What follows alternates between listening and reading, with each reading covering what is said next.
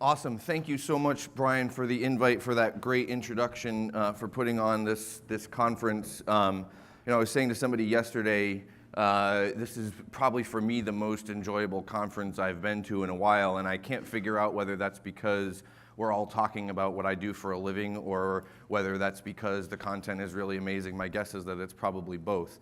You saw the video on Engage, and that's really something that we've been working on for a while. From my point of view, really pioneering what we're talking about in this space. I wanted to put up this quote again that Brian showed yesterday. We are very committed to adopting the PCG specs. It was funny, he put this quote up yesterday, and my phone immediately started going off because all of you were texting or emailing your digital advisors who were then forwarding the emails to me. So I was happy to see that Brian was able to generate so much excitement about that yesterday. I get asked all the time, even internally, why are you doing this? Why are you okay with implementing somebody else's spec? And the answer is pretty clear. What I said yesterday in the panel. Our biggest problem, my biggest problem, as responsible for analytics products, is trust. I understand completely that you guys don't trust the data that we're putting in front of you. And so part of the solution to that is, Brian and I worked together as Engage was being developed and as we're doing attribution. I'm very confident that what you're seeing in tools like VistaDash is going to match what you're seeing in Control Center. Is it going to be the exact same number? No, it's not going to be that because different calculation methods are slightly different.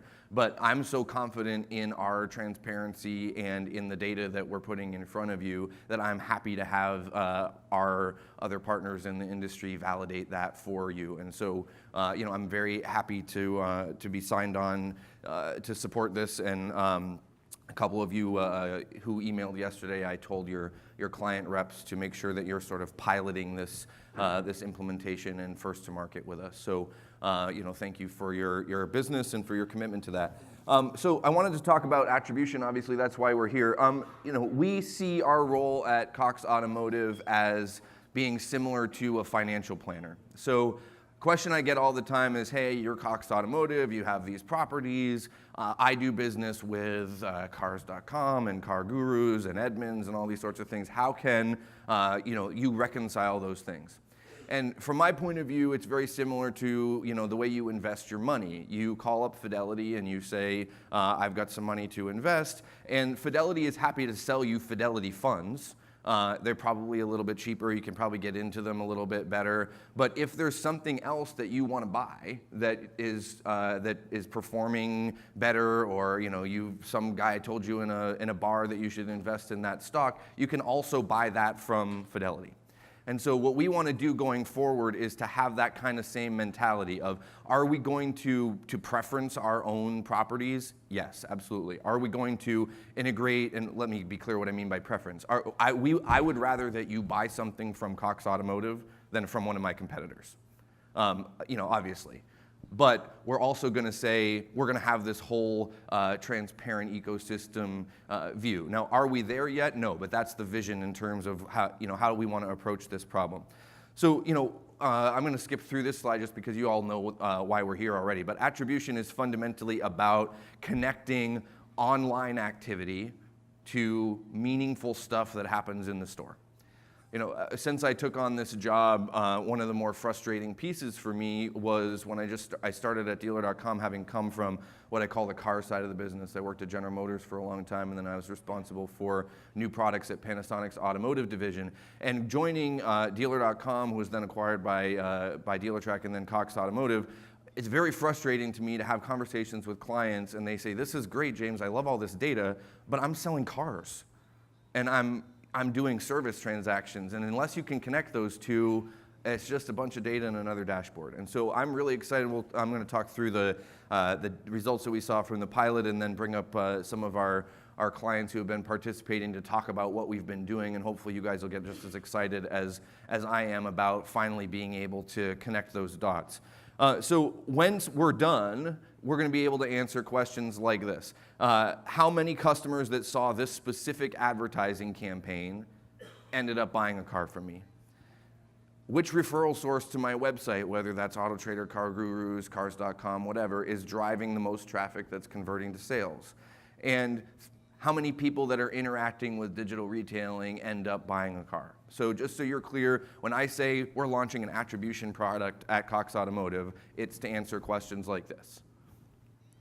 So ultimately, this is about taking all of this anonymous shopping activity and turning it into names and faces, because IP addresses don't buy cars, people buy cars, right? And so you guys are, that, and Kevin tells a great story around, Engage, where he's basically saying, if you got a good salesperson that somebody walks onto the lot and they can survey who's on the lot based on the guy's got his golf bag and he's kicking the tires and he's adjusting the seat to make sure he can fit in it, versus some guy on his cell phone wandering around the lot kind of half paying attention. Which guy is the salesperson going to go up to? Pretty obvious, right? And so Engage is about doing that digitally and being able to convert all of that anonymous signals into being able to talk about actual people. And attribution is sort of where we're going beyond that. So, I talked about this on the video, but the real problem here is what I call the quality gap. This is something Brian and I have been discussing for a while. If you look at any measure of, a traditional measure of success in digital right now, visits to your website, VDPs, interactions on your website, it's up and to the left, or up and to the right. That's why every single vendor walks into your dealership every month and says, you're killing it, because all those numbers continue to increase. Why? Because we build products that increase them. But if you look at sales, the SAR has been flat for a couple years. We're expecting maybe it's going to go down a little bit towards the end of this year based on a bunch of different factors. Sales are at best flat. So if it's the case that more visits equates to more sales, the data doesn't show that that's true. So addressing that quality gap, and it's getting wider and wider and wider and wider as we spend more money on digital advertising and more products that drive traffic to VDPs and more products that drive traffic to your website, that gap gets wider and wider and wider. And so what you need is attribution in order to address that gap. Kevin's going to give a great talk later in one of the breakout sessions about this journey, right? So I can stand up here and talk about attribution and say the future is going to be great and whatever, but you at your dealership are somewhere along this trajectory. Max talked yesterday about crawl, walk, run. This is sort of our progression of, I know I want to be on this journey. I know I want to start addressing this thing. James, I'm bought into the fact that this is a problem. Tell me what to do next at my dealership.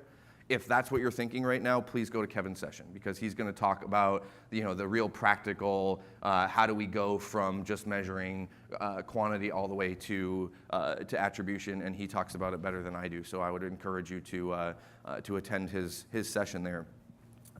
So what I really want to focus on here is the pilot. What did we do? What did we learn? What did we learn about our business? What did we learn about your business? What did we learn that's sort of challenging assumptions that we have in the industry? So first of all, I want to give, Kristen did a great job describing how this ecosystem works yesterday afternoon, but this is sort of my one slide, cartoony version of it. How does this work?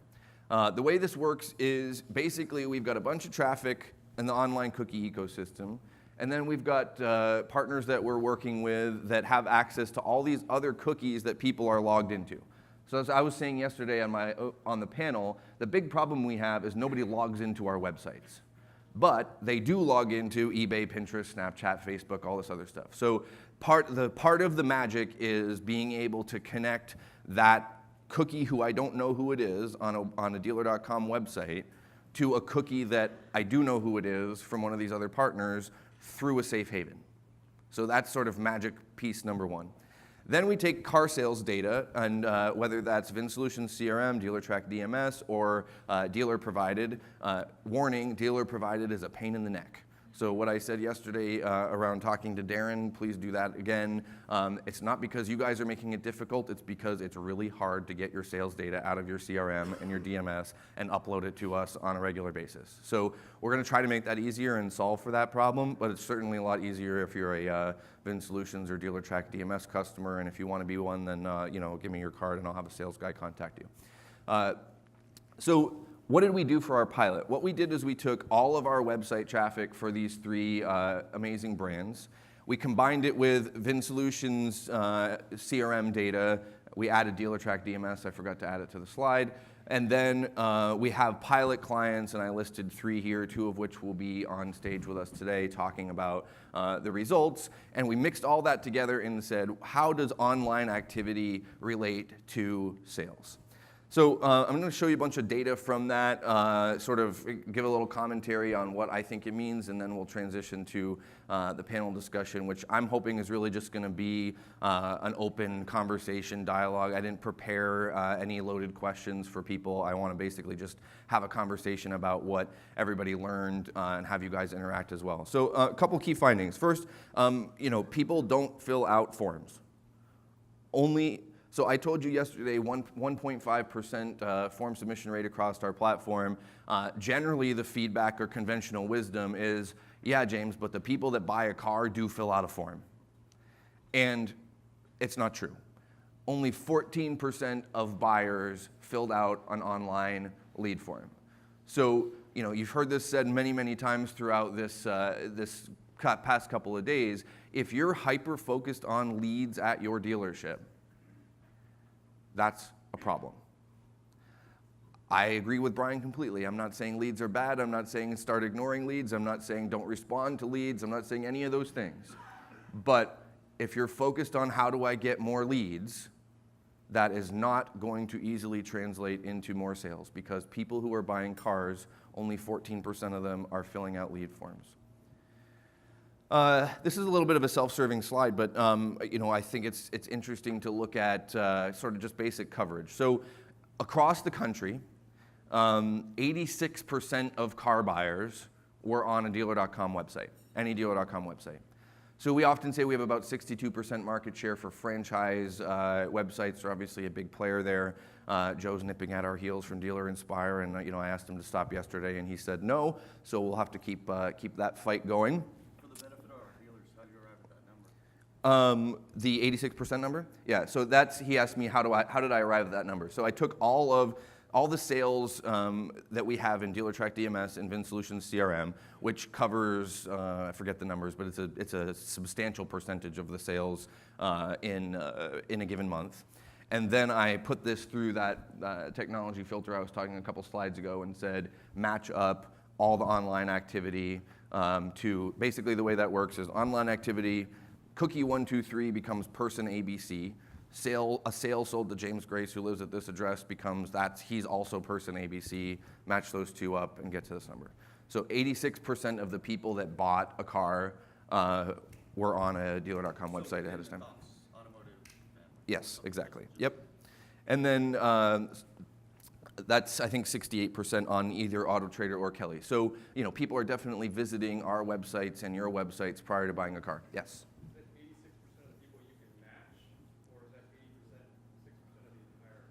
Yeah, it's 86% of the people that we matched. So we basically said, I don't know anything about the non-matched buyers. So this is for buyers that, all of this data that I'm showing you is for the intersection of people that we could assign to an online ID. So as Christian said yesterday, I get a pile of sales data. For round numbers, let's say 100% of those sales turn into an online identifier. It's 96, 97, 98, but all of them basically are an online identifier. Then I only get 30, 40, 50% of the online traffic that matches. That intersection is where all this data comes from. How many visits per car buyer? So people that are buying a car visit websites 6 times before buying. So you have 6 interactions online, 6 times to interact with this buyer before they end up buying. This means things like personalization are very, very important. because that person's coming back 6 times before they end up buying a car. If you're in your dealership and you're seeing the same person 6 times in your physical showroom, are you expecting that they're going to have the exact same experience every time that they walk into that showroom for the 6 times that you see them before they end up buying a car? No. So you got to make sure that your online showroom is changing and adapting to those 6 visits just as much as your in-store showroom would. Now this is across all properties, so some of these visits are to Auto Trader and Kelly. So that means that you got to make sure that your brand, your dealership is well represented in the entire ecosystem. We're going to try to make that easier for you to do. I realize it's expensive to be on Cars and Car Gurus and Edmunds and Auto Trader and Kelley Blue Book and all that sort of thing.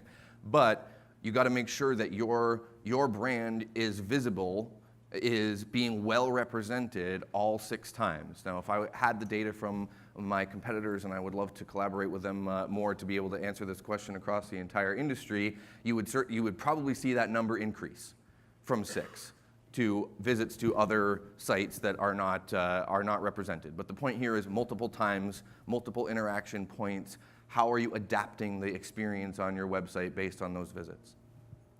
How many websites, how many dealer.com websites are they visiting before they buy? 2, with a long tail. So some people are visiting 10. Some people are visiting, I have no idea who those people visiting 20 websites before buying a car are. I want to talk to them. But for the most part, it's 2. It's you and one of your competitors. Now, as we're looking at the pilot data, and I'd love for Doug and Guy to talk more about this when they come up, but one of the big things that I'm finding very interesting is we're seeing a lot of people buying cars that were on a dealer.com website, but were not on your website, the guy that sold the car. So that tells me that we have a problem, because these people are not neophytes. It's not that they weren't on a website. It's not that they weren't engaged online. They did that at somebody else's dealership, and then they ended up buying a car from you. Now, if you're you, that's great, but the opposite is also true. People that are interacting with your digital showroom presence and ending up buying a car from somebody else, having never interacted with it, that to me says we got a problem in the store.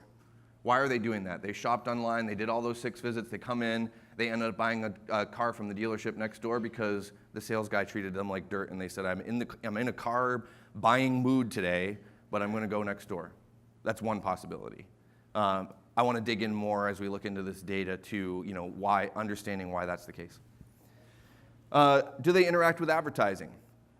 So 68% of buyers saw a dealer.com display ad before buying. This one surprised the hell out of me, to be honest with you, because I've been a critic of display advertising for as long as I've been in this industry in terms of how effective it is.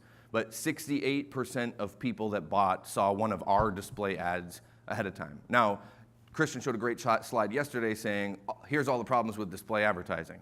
I know that I showed them an impression. Did they see the ad? Was it viewable? Was it blocked by a pop-up blocker? Was it ad fraud? Ad fraud probably not a problem here because they ended up actually buying a car, and bots don't buy cars. But we've got to address that whole problem of viewability and is your message actually getting in front of people? The other thing Tom Gage pointed out yesterday that's very true is a lot of those impressions are happening after the car was sold. Too many. And so we're going to attack that from a technology problem and say, I only want to charge you for impressions if you're selling new cars. If you've got a new car campaign, I only want to charge you for impressions that we gave to somebody before the person bought a car. And I want to give you the option. I want to give you the option to say, once that person buys, switch me over to a fixed op message. Put it something about an oil change or their first service or whatever, so that you as a dealer have a choice. Do I want to just cut that advertising off? Or do I want to convert it to a campaign that's more relevant to the person after they buy? And so that's something that we're working on to be able. We've now identified the problem, so fixing it is the next step. Teresa. Could you look at your conversions, because that would help you. If they came back to the dealer website and they're seeing that ad, that would be some type of quality metric to see if it was the display that helped drive the sale, correct? Yeah, absolutely. So her question is about, can we look and see like what they did after the sale? And we actually do. I didn't include the charts here, but we have. After exposure to the ad. Yeah, right, exactly. So we can see exactly, what they're doing after all, and there's a treasure trove of, one of my favorite parts of my job is just kind of digging into this stuff and finding cool stuff. I was telling Brian earlier outside that I need about 18 more data scientists to help dig through all this stuff, but it's actually really fun work. But we are seeing people that actually come back to your website after they bought too. So I want to dig into more, like, what are they doing? Are they hitting the service page? Are they, clicking click to call or whatever? There's a significant number of people that are coming to your website in the couple weeks after they bought a car from you. And so understanding, what they're doing and what need they have that's probably not being met all that well is a next step. 25% of people that bought a car clicked on a dealer.com paid search ad. 1 out of 4 buyers clicked on a paid search ad prior to buying. Again, I knew this was going to be high. I was surprised by these numbers. Anyone from Google in the room? Good. Take a picture of this slide, send it to them, and tell them I said so. Google is great. They're a great partner. We love them. We're one of their biggest customers. But if you are focused completely on Google, you are making a big mistake. So this chart's a little bit difficult to understand. Let me walk you through it. The gray is percentage of traffic. Percentage of traffic to our websites from those sources. The blue is percentage of sales. The black number is the multiplier. So Google, for instance, is about 35% of the traffic accounting for, and 65% of the organic search buyers. Bing, that number is closer to 4 times. Yahoo, the number is 3 times. What does that say? Advertising, people on Yahoo and Bing are twice as valuable to you as people on Google. So if you have a paid search strategy, an advertising strategy that is ignoring Bing and Yahoo, you're making a big mistake. It's cheaper, and they're higher quality shoppers. Am I saying move away from Google? Absolutely not. You gotta have a presence on Google for sure. But this is low-hanging fruit. Advertising on Yahoo and Bing and being the best and most visible there is, if you're taking one thing away from this conference, and you're not doing this already, go back, adjust, tell your agency I want to do more on Yahoo and Bing. I guarantee you that you'll see return on those results. How long are people in the shopper funnel? We think that this is about 3 months. The insight here is a lot of people are only in the funnel for 1 week.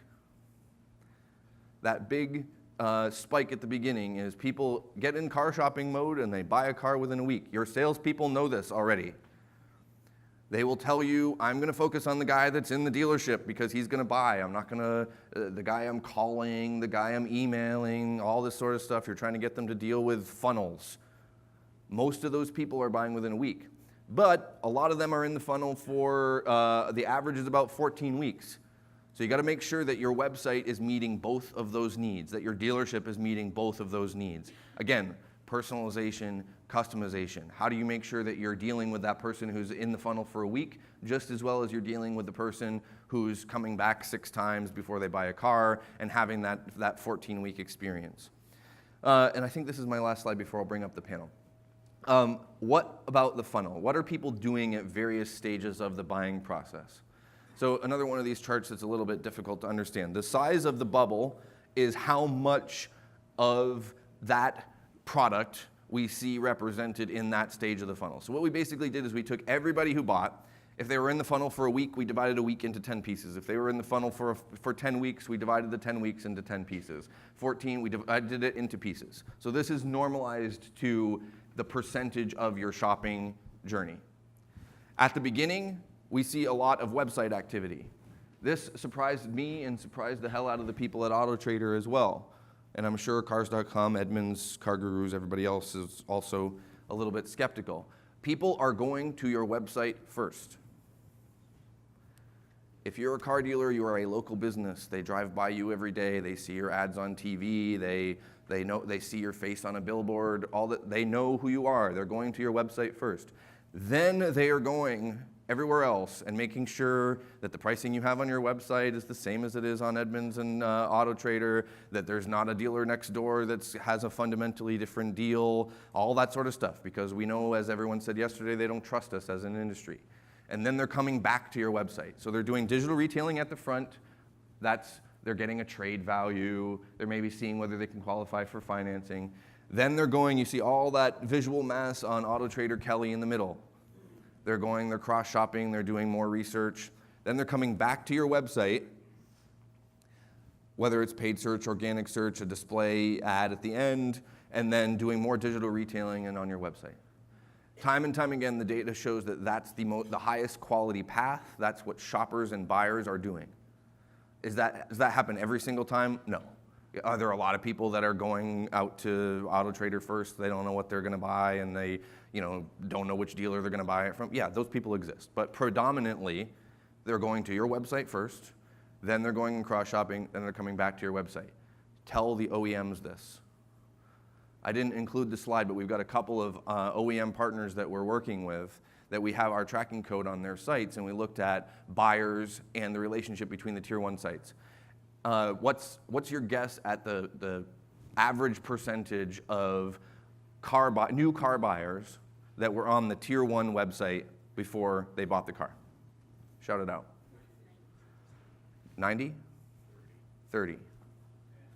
10? About 40. So, the OEMs don't want to hear this message from me. Maybe Brian can tell them, they might listen to him more.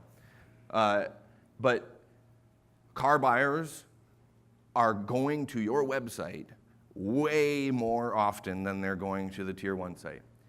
So the best thing that an OEM can do to help sell cars is make it a lot easier to get from the Tier 1 site to the Tier 3 site and make it easier for a shopper to buy a car. They don't like to hear that because it's their website and their brand, and you guys know all the reasons why they don't like to hear that. But I was surprised at that number, honestly. I was expecting it to be a higher percentage of people that were on the Tier 1 site.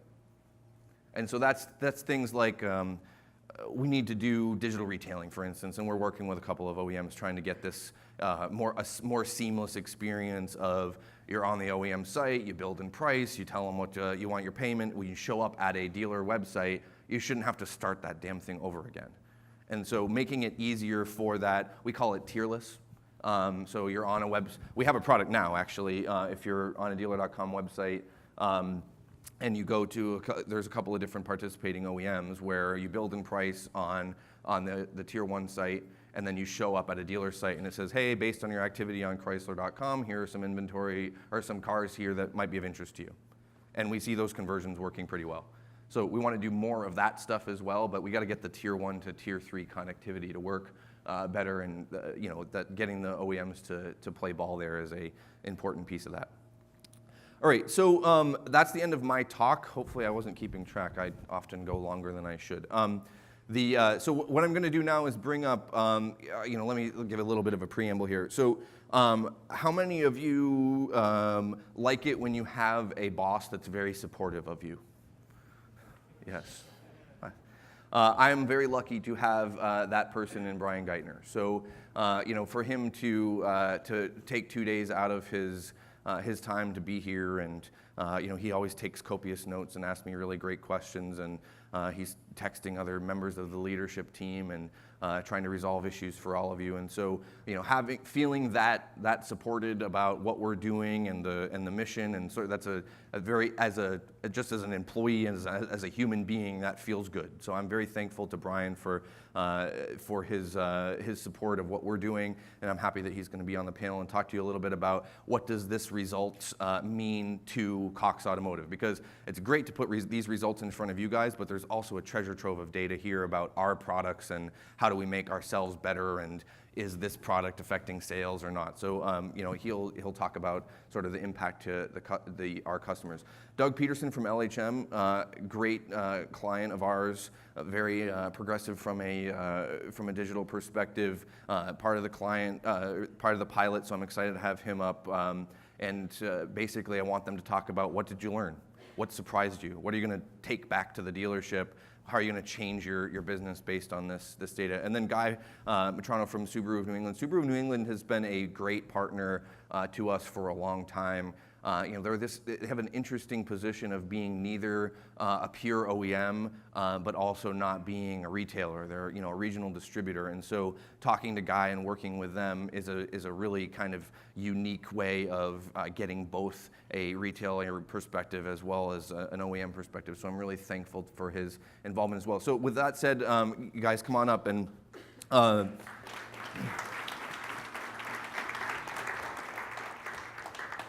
So I specifically didn't prepare, questions for these guys or any kind of gotchas or whatever. So I'm hoping that, let me just check the time and make sure that Lisa has my phone. What time is it? 11:07. Thank you. So I just want to start by asking, my hope is that we're just going to have a conversation here about, the pilot and everything, and hopefully you guys can get involved in that as well. So, Brian, I do want to start with you and just give you, what does this, what are you learning here? What does this mean to us as a company to sort of be leading in the attribution space and all that sort of thing? Thanks, James. I think this is working. You guys can hear me okay? Hello? How about this one? Oh, there we go. Okay, hey, thank you, James. First off, yesterday was an amazing day. Learned a ton, and actually, James, as you mentioned earlier, just a lot of the industry interest on where we need to take this. As far as the importance to Cox Automotive, it's one of what we call our big four initiatives, media attribution, and that is a big umbrella, as you know. And so our goals are wide and deep as it relates to helping the industry create clarity around that monthly media spend. There's so much ambiguity there, and the more we can show you, as James showed on some of his slides, what that dollar spent on that ad property actually meant as it relates to maybe the cluster of the whole campaign, the more accurate that is, the more trusted the data, obviously, the more we're going to have your business. And so with that, creating that clarity, that's the importance for us. And it does spill over to many of our properties, not just the media group, but of course our retail solutions group with our CRMs, our DMSs as well. Awesome. Doug, can just talk a little bit about what did you learn from this, from the pilot, sort of what surprised you the most as we went through the data the other day? Good question. I think there's a lot to digest, and it's probably going to take months for us to really gain as much insight out of this as we would like. Some of the big things that struck us was mainly, I would say the majority of it was to say, yep, we're right. A lot of the gut checks were on the right track, we're on the right pace. One of the biggest I'd say that we weren't right on is we're pretty unique in that we have at least 5 marketplaces where we have multiple dealerships and potentially even the similar brand in the same market ship. So we have competing brands. And we found that the 56% was our magic number of customers who had visited one of our websites while they bought. So the magic 44% and potentially even larger that didn't visit our dealership's website when they bought from that dealership was a bit of a shock. And what the insight that I gained out of that is that we absolutely have to be on other properties. Specifically, we have a large amount of dealerships that spend a boatload of money to get traffic to the website and potentially stand a little bit away from buying traffic on other sites. And I think that's a little bit of ego, and the data would show that that's not necessarily the smartest move. Yeah. What do you think the biggest challenge you're going to have in terms of sort of operationalizing this at the dealerships, at the individual operator level?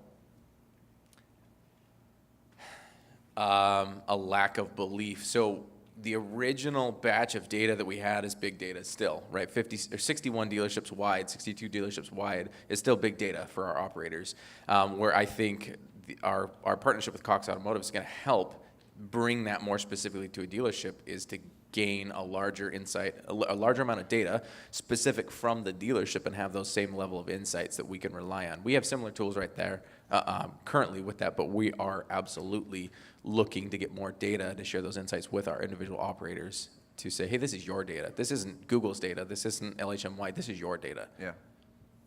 Guy, we spent a great day, I remember exactly when it was, a couple weeks ago, down at your office, kind of going through this whole data in detail. It was, thank you, by the way, for that. Guys in the Boston area, and I was able to bring many members of my team down. It's an easier trip. They all get in a car, and so Guy and his team were very gracious enough to host sort of everyone on my team that has been involved in this. As product people, the best way for us to do our job better is to have conversations with clients and say, how are you using what we're doing? How would you use it more? And so anyway, I'm very thankful for the time that you gave us with the army of people that I brought down. So what did you take away from the data?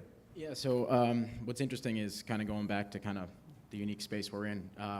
Not being an OEM, but not being a retailer, but our number one philosophy and our role in all of this, specifically this digital space, is to be a resource of knowledge and education to all 64 of those stores as they kind of look for that trust between us and them. And that's what kind of we wanted to make sure going to this pilot, that we were going to basically confirm, much like Doug said, some gut checks and say, okay, that makes sense to us, and I'm glad we validated that. But also, in our region over the last 5 to 6 years, Subaru as a brand has grown tremendously from 6, 7, nameplate up to 3. So we're looking up now at the other guys, right? The Hondas, the Toyotas. And so this attribution stuff is coming at a time where our retailers, as well as us as a brand regionally, need to be diving in and almost recalibrating what we need to think of now and where we need to be in the digital space. Because for a while, we talked about, Brian mentioned the radius kind of effect. You could go up to, Bar Harbor Maid and say, drop a radius for SEM 25 miles around for $2,500 and 90% impression share, and you're good, and you'll, whatever. And now we're getting to the point where we're working through this attribution, backing out of it from a standpoint back to where kind of the customer came through, and then kind of surgically applying those strategies. Yeah, awesome. So, same question to you about challenge. So, what do you think the biggest challenge you're going to have in terms of using this data and this study to get your operators to kind of change their behavior is going to be? Yeah, I think, not to oversimplify it, but I think it's going to be just kind of translating it, right? Like when we got this attribution report from you and your team, which extremely thankful that you brought them all down. I needed to basically have like a dictionary next to me to run, read through it. And so it's going to be about kind of layering that approach down from us at the regional level, making sure that, our district sales managers and folks, at the region understand it, and where we can dive in where applicable, but not, be inefficient at the same time and chasing things that may not. So I guess educating down at the different levels that we need to make sure whatever we're putting in place is effective to the group in which we're speaking to. Yeah. Brian, in terms of, you mentioned that attribution is one of our big 4 goals. Right. What biggest problem do you think we're going to have internally in terms of, really executing on that goal in terms of, taking attribution to market to begin with and then to the next level? What do you think our biggest challenge is going to be? Internally at Cox? Yeah. Where do I start? Yeah. Well, everybody knows we have a ton of great brands, a lot of teams who have done their thing prior to acquisition very well. And so the challenge is really bringing them all together with a common goal and mission. And over the last few years, we have been doing that. There are multiple data sets, multiple platforms, different types of technologies. You're all familiar, I'm sure, with conquering those challenges. So we're near the end of that, though, and bringing them to our success points. So I'll end that question on really 2 success points that I'd like to see from conquering those things. And one is, you mentioned it, many others mentioned it, finding trust in data. And I'm sure that means a little different thing to all of us. But what it means to me is really accuracy, and therefore confidence in the numbers, the data. And therefore assimilating that to a consumer, a person, not an IP, and predictable behavior. And so that means one algorithm for, let's say, a payment calculator. One algorithm for how we launch ads, onto our sites. And then in addition, the second would be reporting, via Control Center. That's our proprietary piece. Finding a report for our dealer body that, and not a cluster and a dictionary needed, right, Guy? But something that's, edible. You can consume it and really manage from it. And hopefully to the point that that's a daily event, if not a weekly event, if not a daily event. Nothing on a monthly basis. So those are 2 success points out of conquering those challenges. Yeah, awesome. So what are you most excited about in terms of as the business leader on the media solutions side? What opportunities does this open up for us just in terms of continuing to be in a leadership position? Oh yeah. Well, I have 5 release trains and 5 delivery streams and 17 separate release trains with God knows how many agile teams working underneath them. Product and technology. We have a ton of bright people working on these projects, and so to point them, James, in the right direction to build the right product. And with Engage and Compass and other things in Dealer Center, we're going to be able to see these campaigns and actually say what's working and what isn't. We've got some bright product people who want to go off in left field and build something cool and amazing, but it might only affect a certain % of the consumer population, right? And those visits that they carry with them. So if it's just a small percentage, we're not going to do that. And by running our modeling, we're going to be able to see those things. Yeah. And so, we have 36 million unique visits on AutoTrader and Kelley Blue Book on a monthly basis. However, with our dealer.com websites, we probably have another 60 million unique visits. Now, when you kind of map those together, I haven't done it officially, but I'm going to guess there's probably about 60 million unique visits out of those 96 million combined. That is a large pool that should be respected and leveraged for the greater good of these campaigns and what works and how consumers are moving across the internet, across the properties. And you can extrapolate some pretty good things with that. I plan on pointing our CapEx in the right direction to build the right things for our dealers. Awesome. Doug, what advice would you have to everyone else here in terms of approaching this attribution topic, especially after us working together on this pilot? What would you want them to take away from what to do next? I have 2 audiences. One is the vendor space at large, and that is open up. If you're, I really appreciate our partnerships. I appreciate from an organization standpoint that we have so many good partners that are willing to open up, that are willing to break the walls down, but we're not close enough, right? We have a lot of data that's out there that this simply doesn't correlate. And in its own ecosystem, it's great but not useful. It's helpful only to the degree that it gives us an idea of, oh, okay, that's good. We know that we've spent some money there and that it's producing something. But we're still not to the point as a dealer body, which is the other audience, that we can say yet that we know of certainty that our dollars are being spent accurately better in a Cox Media product than in any other competitors. Yep. What I would challenge, and I think it's the feeling of the majority of people in here, is that I challenge the vendors to open up that if you really believe that your product is number one, then don't hide behind the numbers, right? Break the walls down, share the data between partners, and if your sales attribution, the pilot we've gone through, the data shows that AutoTrader is really stronger, then let's also stand it up next to Cars.com with the same measurement, the same yardstick, and the same thing with Car Gurus, and the same thing with all the pieces. I think we're going to find that there's not a lot that we need to hide from. And when I say that, I mean Cox Automotive as well as anybody else. I don't think there's a lot to hide from. I do think, however, there's some inefficiencies that would be benefited from all of us understanding and measuring ourselves with the same yardstick, as has been spoken of the last 2 days. Awesome. So I have no idea what the time is, Brian. I'm relying on you to. Wrap up in the next few minutes and give people a little break before the next. Awesome. Great. So let's take a question or two from the audience. Sorry, I didn't give you a heads up on that, Brian. Thanks, Carrie.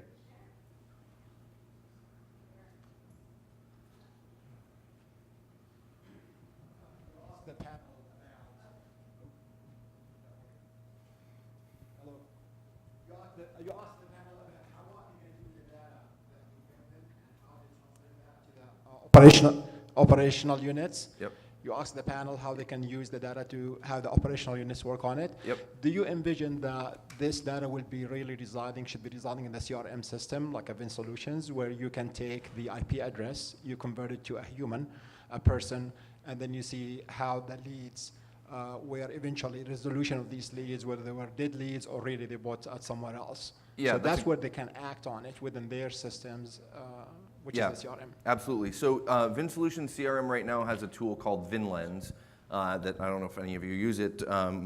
That's basically when Vin Solutions had a website platform, the promise of that product was people that are on your website that are also in your CRM. You can, as a sales guy, say, hey, this guy started out by looking at a Lamborghini, decided he can't afford it, then went to a Chevy Cruze and decided on ending up at a Audi or whatever, right? And seeing all that trend. So there's some level of precedent already in Vin Solutions tool set for connecting those dots online to offline. So the short answer to your question is yes, absolutely. We plan to build a stronger integration, to Brian's point about how do we operationalize this inside Cox so that you can actually get one of the added benefits that we get from this attribution pilot is something I call cohort metadata. So it's one thing to say, did this person buy a car? But I can also say, what do they drive right now? How much money do they make? What are their demographics? Are they a lease buyer or and so getting that level of information and insight from the person into a CRM so that you can make intelligent but not creepy decisions about how you interact with that person. Yeah, absolutely, we plan to do that. One more question, then I'll give you guys a break, and I'm happy to continue talking afterwards.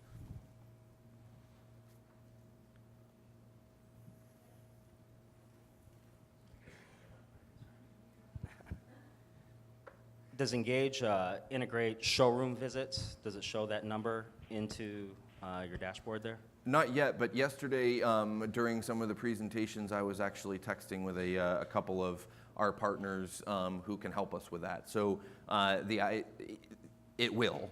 Kevin and I were talking about getting that into the development plan, but I think with the amount of people addressing that problem of there's people buying cars from you that weren't on your website, getting that on the lot piece in there is an important part of understanding that, as well as it's another conversion point, and it gets to one of the things I'm most worried about with this product is I can say here's how digital marketing is related to sales. I can't talk about what happens in between at the dealership, and so getting into a conversation with you guys about hey, well, we got the traffic there, but something got disconnected between their experience in the dealership and the sale, that's a very uncomfortable conversation. And so the on-the-lot piece helps us to say, did it drive somebody to show up at your showroom? And then separately, did it drive them to buy a car? And that gets at that question. Well, I think it's relevant, though, because if historically I'm spending X amount, in digital advertising, and I cut out traditional altogether, Yep.